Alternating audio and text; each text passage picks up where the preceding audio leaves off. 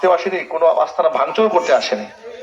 আমরা এখানে এসেছি ওই ভাইকে বোঝানোর জন্য। তিনিও তো একদিন দুনিয়া থেকে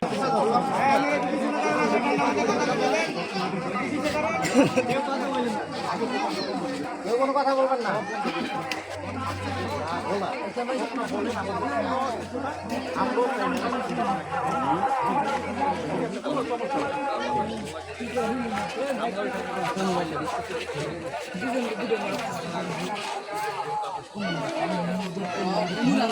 দেখে